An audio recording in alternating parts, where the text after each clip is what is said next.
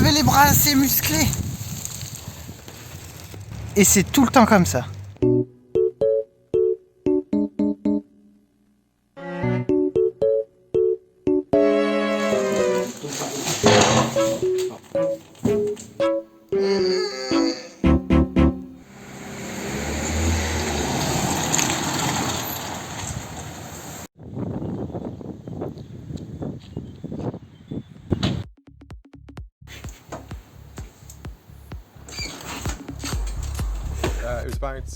Allez John, on lâche rien. Est-ce que tu sais ce que c'est que l'échauffement? Le but de l'échauffement est de préparer ton corps à l'effort. Il va avoir plusieurs effets sur ton organisme. D'abord, il va avoir une augmentation de température, de ton débit sanguin et donc de l'irrigation musculaire, ce qui permet à tes muscles d'être prêts à répondre à l'effort qu'on va leur demander. Ensuite, il va y avoir une augmentation du volume pulmonaire et une meilleure utilisation de l'oxygène, ainsi qu'une augmentation de la vitesse de contraction musculaire. L'échauffement permet aussi d'améliorer la motricité corporelle avec une meilleure transmission de l'influx nerveux et une augmentation de la sensibilité proprioceptive. Grâce à l'échauffement, tu préviens ainsi les dommages corporels, il permet de protéger les muscles des risques d'élongation ou de déchirure par exemple, et prépare tes articulations à la tension qu'elles vont subir par la suite. Il est nécessaire de s'échauffer avant n'importe quel sport afin de prévenir les blessures mais aussi d'optimiser les bienfaits de l'entraînement. Bien sûr, ton échauffement doit être adapté à l'activité que tu vas faire. Cependant, le principe d'élévation de la température corporelle et du rythme cardiaque doit revenir systématiquement. C'est bon, t'as compris? Allez, va t'entraîner.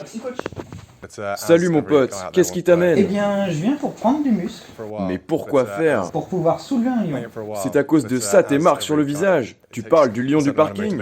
C'est vrai qu'il traîne souvent dans les parages.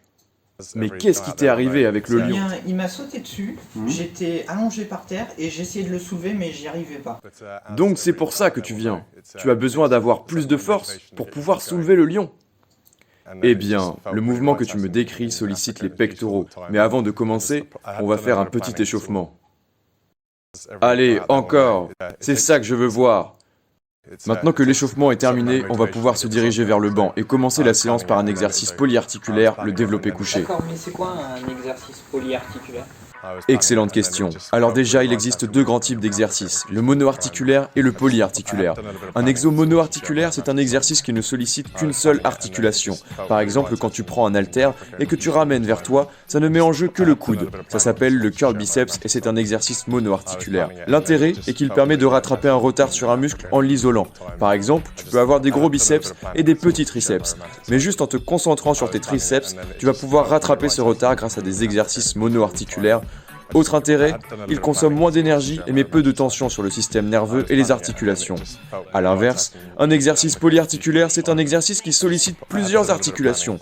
Je peux te citer par exemple le squat, ou le soulevé de terre qui met en jeu ton genou, ta hanche, et donc plusieurs muscles. Le développé couché est un exercice polyarticulaire car il va solliciter ton coude et ton épaule.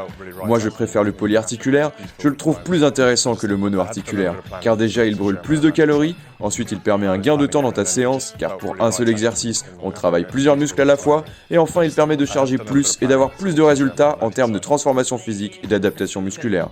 Je t'invite donc à t'asseoir. Du coup, je fais combien de répétitions? Alors ce qu'on va faire, c'est déterminer ta RM, et à partir de ça, on pourra créer ton programme d'entraînement. Mais c'est quoi la RM? La RM, ça signifie résistance maximale, et c'est la charge maximale que l'on peut soulever, pousser ou tirer au cours d'une répétition lors d'un exercice. Appliquée à un muscle, la RM est la charge maximale que le muscle peut supporter pour se contracter dans toute son amplitude une seule fois.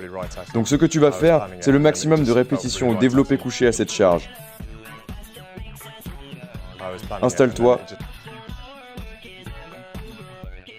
Positionne tes mains et on est parti. Allez, touche ta poitrine et remonte. Encore. Allez. Ok. Super, je suis fier de toi. Selon ton objectif, tu ne réaliseras pas le même nombre de répétitions à la même charge. Si tu cherches à travailler ton endurance, tu dois faire des séries de 12 à 20 répétitions avec une charge allant de 60 à 70% de ta RM.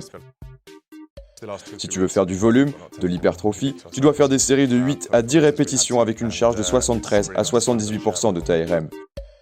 Toi, ce que tu veux faire, c'est de la force, donc on va faire des séries de 3 à 6 répétitions de 85 à 93% de ta RM. Du d'accord. Non, non, non, ça c'est pas possible. Il va falloir que tu te mettes à surveiller ton alimentation. Comment tu crois que j'ai eu ce corps de rêve? Bon, tu as compris le nombre de répétitions que tu devais faire? 3 à 6. Pourquoi? Pour la fin. Ok, très bien, assis-toi.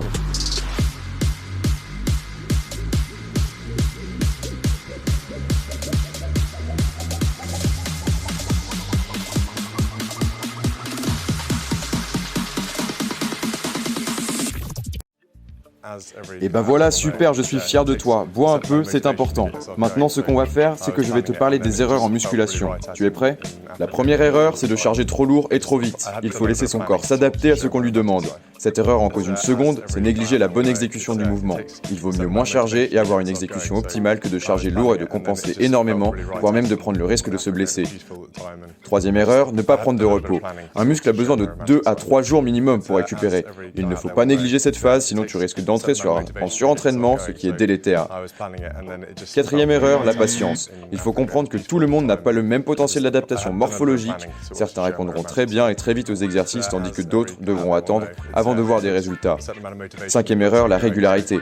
La musculation est un sport qui demande de la régularité, ainsi c'est mieux d'y aller 3 fois par semaine et de tenir ce rythme longtemps que de se donner pour but d'y aller tous les jours et de lâcher au bout de 15 jours. Sixième erreur, ne pas s'échauffer.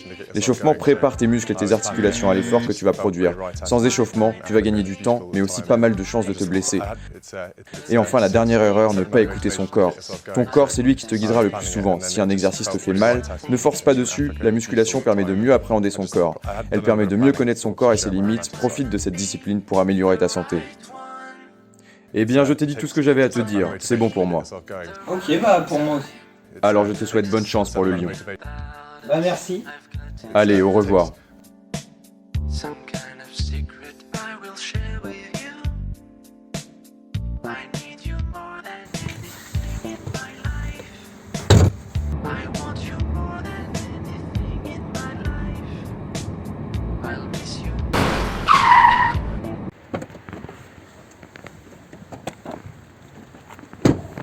Encore toi?